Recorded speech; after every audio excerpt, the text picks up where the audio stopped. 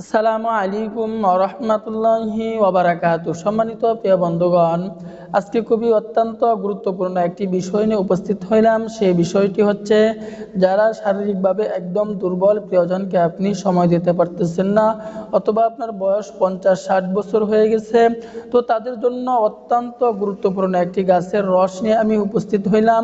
তো আমি যে নিয়মে বলে দিব, এই নিয়মে যদি আপনি এই গাছের রস সেবন করতে পারেন, তাহলে অবশ্যই আল্লাহ পাক রব্বুল আলামিন আপনাকে সফলতা দান করবেন এবং আপনি অন্য মানুষকেও খাওয়ার জন্য উৎসাহিত করবেন।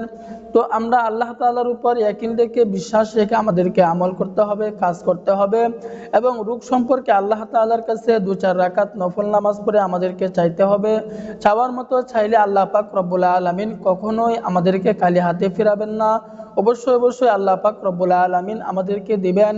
তো আল্লাহ পাক রব্বুল আলামিন নিজেই বলছেন যে, আমার রহমত থেকে কখনোই নৈরাশ হয়ে যেও না, আমার রহমত অতি নিকটে আসে, অতি দ্রুত আসে। এজন্য আল্লাহ তাআলার কাছে আমাদেরকে চাওয়ার মতো চাইতে হবে, কারণ আল্লাহ পাক রব্বুল আলামিন আমাদেরকে দেওয়ার জন্য শেষ রাত্রিতে ডাকতে থাকেন। অভাবের মধ্যে থাকলে আমার কাছে চাও, অসুস্থতার মধ্যে থাকলে আমার কাছে চাও এবং ঋণের মধ্যে থাকলে আমার কাছে চাও, আমি আল্লাহ পাক রব্বুল আলামিন তোমাকে দিব, তোমাকে দান করব। রোগ নিয়ে কখনোই হালা করা যাবে না। রোগ হলে আপনার এই অভিজ্ঞ কোনো হেকিমের কাছে গিয়ে পরামর্শ করতে হবে এবং সেই অনুযায়ী আমাদেরকে ওষুধ সেবন করতে হবে।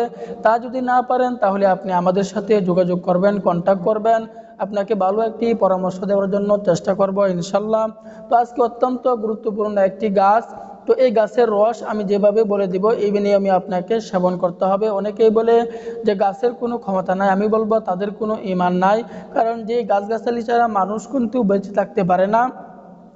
যে ডাক্তার বলেন, ইঞ্জিনিয়ার বলেন, কবিরাজ বলেন, সকলেই কিন্তু এই গাছগাছালি থেকে ওষুধ তৈরি করে। যে গাছগাছালি ছাড়া কিন্তু মানুষ বেঁচে থাকতে পারে না। তো আমরা প্রথমে এই গাছটিকে চিনে নেব, এরপরে আমরা কোন নিয়মে সেবন করব এটাও বলে দিব। তো এই গাছটির নাম হচ্ছে আপনার তানকুনি গাছ। গাছটির নাম আমি আবারও বলতেছি, এই গাছটির নাম হচ্ছে আপনার তানকুনি গাছ। তো এই গাছটি আমরা পাবো কোথায়? এই গাছটি আমরা এই বাড়ির আশেপাশে অথবা বাড়ির আশেপাশে, রাস্তার আশেপাশে এই গাছটি পর্যাপ্ত পরিমাণে পাওয়া যায়।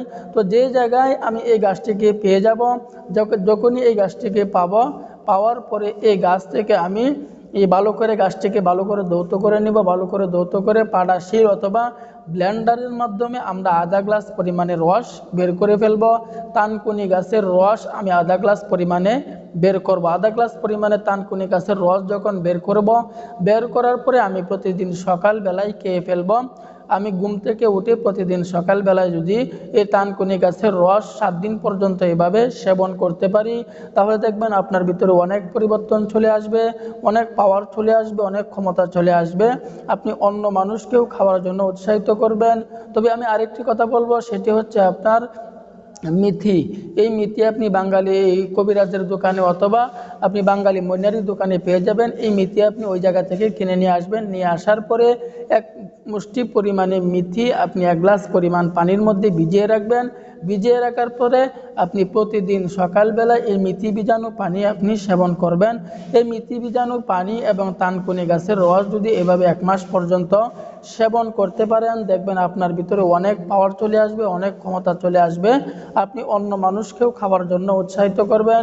তো সম্মানিত প্রিয় বন্ধুগণ, সর্বশেষ কথা হচ্ছে, যে সকল ভাইরা 3 বছর, 4 বছর, 5 বছর যাবৎ এই সমস্যায় ভুগতেছেন, এই নিয়ে আপনি হতাশ, ছোটোখাটো বিষয় যে আপনার কাজ হচ্ছে না, তাহলে আপনি আমাদের সাথে যোগাযোগ করবেন, কন্ট্যাক্ট করবেন। আপনাকে ভালো একটি পরামর্শ দেওয়ার জন্য চেষ্টা করব ইনশাল্লাহ। অথবা অভিজ্ঞ কোনো হেকিমের কাছে গিয়ে সেই অনুযায়ী আপনি ওষুধ সেবন করবেন। রোগ নিয়ে কখনোই হেলা করবেন না। হেলা করলে কিন্তু এটা আস্তে আস্তে অনেক বড় আকার ধারণ করবে, যা আপনার আয়ত্তের বাইরে চলে যাবে, আপনার কল্পনার বাইরে চলে যাবে। তো দেরি না করে আজই আমাদের সাথে যোগাযোগ করুন, কন্ট্যাক্ট করুন। আল্লাহ তাআলা আমাদের সকলকেই বোঝার তৌফিক দান করুন। আমিন।